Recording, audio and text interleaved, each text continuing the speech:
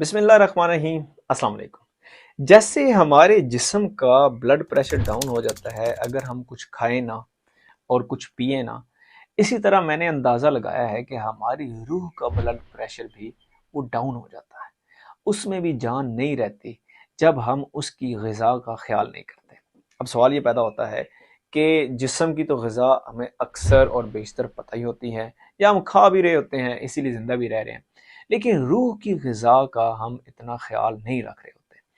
और रूह की ग़िज़ा जो है वो मेन तो आपको पता ही है कि ताल्लुक़ है अल्लाह और उसके रसूल सल्लल्लाहु अलैहि वसल्लम के साथ। इसलिए मेरे ज़ाती तजर्बे के मुताबिक और मेरे ख़्याल में हमें अपनी रूह का ब्लड प्रेशर भी उठा कर रखना है।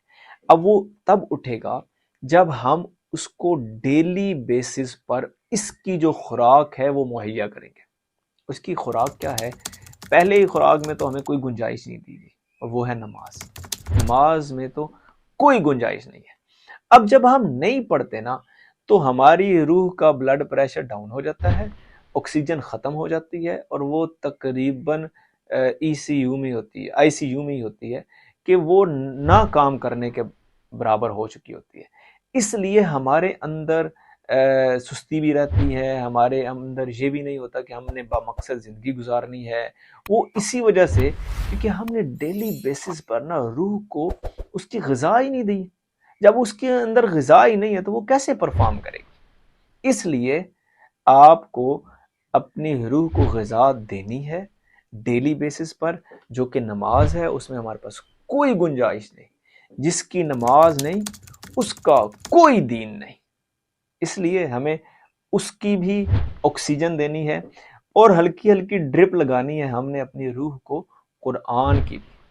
15 मिनट के लिए कोई मसला नहीं है यार। 15 मिनट में कितने एक पैसे आप कमा लोगे, कितने एक झंझट आप निपटा लोगे। इसलिए 15 मिनट की आप कुरान के साथ इसका ताल्लुक बनाएं। इससे आपकी रूह जब मजबूत होती है, आप सही और गलत में तमीज़ और अच्छी कर सकते हैं। इससे ईमान और बढ़ता है। ईमान और बढ़ता है, इंसान बहादुर बन जाता है, डिसीजन मेकर बन जाता है, डिसीजन लेने वाला बन जाता है, और इससे फिर आपका ईमान बढ़ता जाता है।